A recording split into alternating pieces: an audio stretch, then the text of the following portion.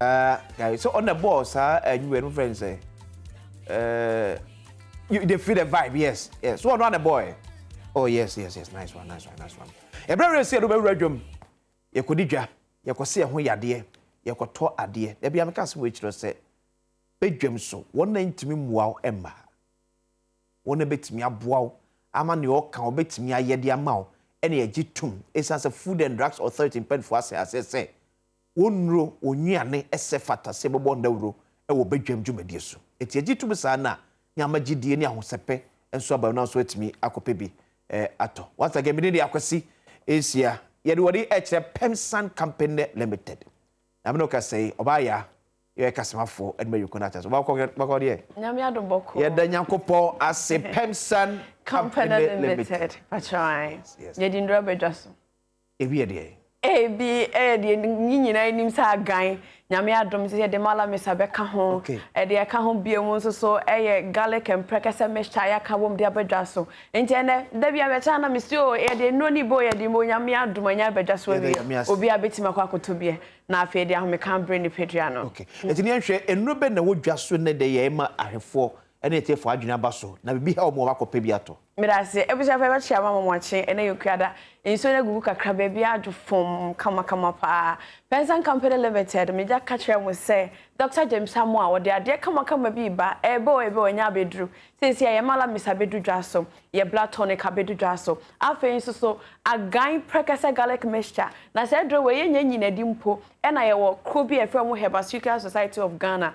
I'll share a Herbal in Drosso. About Doctor Bass say, if you can't see that. Say the precursor garlic, I can't my year drosso qua, ebe was sending pia dear Yasam Ketua, and in 10 days, Oko Jasso now, Pewunonibia, a dear Bako was so bizarre, a precursor garlic mixture, Agaeen precursor garlic mixture, Pemsan Company Limited, ya dear Bedrasso. I said, Drowy, a bossy didn't can garlic dear, then you name say garlic dear, a drop aqua, and Adriana Bakwa, ye diquini pedia my wife, a way says a crumpans and I diaba, and I had the precursor swaka home. What if you name say I'll be catch yourself no precursor and garlic and I know. Now him said Yaba any yenti, and a doctor James Samoa, and then a doctor's home and where she are, and they said doyaba. A bois infections. A bois viral infections and a bacterial infections. See, viral infections, I wouldn't miss syphilis or ho, wouldn't miss gono or bacterial infections in the baby quite me affect you in the pedria. A Agaeen precursor garlic mixture, a bedia bois aquina so. A bois circulated blood, and my mother dear Fusania, way a bois more coma, a boy, a bois bad cholesterol if in the pedria anymore. Agaeen precursor garlic mixture. A bimba Canada, and it is a nano pay what is a mere boy Agaeen precursor garlic mixture there. To Chimicanaco Herbal shop will be a bell, Naco Pebi Nato. A droy a bois must be watching ye Jume, a bois, Emma will relax it, a relaxing with nerves, no, a bois Emma with me focus it, a brow droy Jumemo. Oh, a precursor garlic and I carbono. It's me boama with me day ye. It's me bow Emma, a bad cholesterol into much of a dear Fusania, the echo ward drain home, and many panel. It's me who's at the Biam Nipedia de Kutaya Yadrin, and it is a wadrin is a moja intimi and comuya, a bona and nemen asha say a felis, a wakuma am pompia, a bet mamma organs in 90 minute juma, some moja intimi and phone nipediamu ya, intimi crampo and spread the oxygen, a winima, a moja and a boama oxygen and spread the core other organs and home, Emma it's me age me, and to precursor garlic mixture, Dr. James Samoa, a coffee drasun ye dra and nam, no hinyase ebisi fee, and which for Malamesaba. Malamesin so a tree dear dear malaria, yenima, a kuni papa or Ghana HIV is malaria, a bonny papa. Nedronya malaria and quaneshe, so we not malamesibia, it's me to typhoid, I say, or moment so won't mean dear. Well, we tell your name of malaria and the eye show crying. So, what signs and symptoms in your tested? What tested pen I catch yourself malaria more one be about much anymore. Kope Agaeen malamesini binano. Okay, let's have more dear no. And yet, said I'm who do me, said I'm who media, be malaria. Debbie, Makoto Agaeen malamesini now, Debbie. Or so testimonials malaria more only be abani pedrim. Okay. Said a beya, malamix new remua, a behun babia, a quacoya wajuma.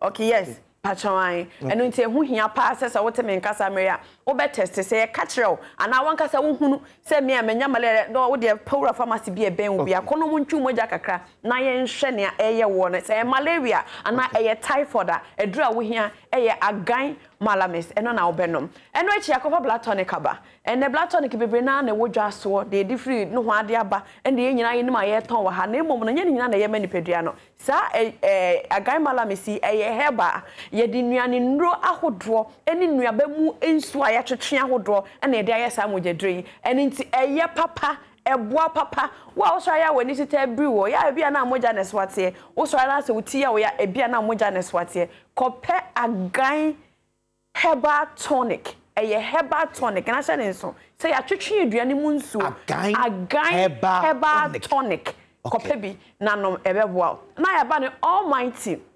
Agaeen Herbal mixture ene ne capsules ye nyina enim dada no e wodwa so eguso aye ton enya ho de rubo ene nti se woto ho na ho twetwe honam yaw ene de yaw pa woni pedua mu de e Agaeen Herbal mixture ne capsules e dry ya diatum na se de minimi se mo agi Agaeen atum mo amama ne din se kan na emfe na Agaeen o mo na mo didi ne maaye ene yeso agi atum ne didi na ma no se de mo agi atum na se ne amonim se de adro ne enam sitie no sa na de aka ne nyina miensa na aka na maka ka ho nyina ano nam sitie enti se wo sa how ne bi wo ni nyina makoma mesro kono kope Agaeen product bi na to mo mo pedodo atuo e bi ana ne din kan a mo ati Agaeen malamis won kan Agaeen Herbal tonic e na afenso so Agaeen prekese garlic mixture. Okay. Afe na mwate nka ukọ kan shi drakle na busa repage ventures e ho bebre na wo a obenye bi etu na wakoto na me share sister bi wo ozu na obisa me Agaeen prekese garlic mixture na ase e na me sie bi odwa so won kono nkoto bi nti se wo so wo ho akona kope bi na to enu nyina wodwa so aye ton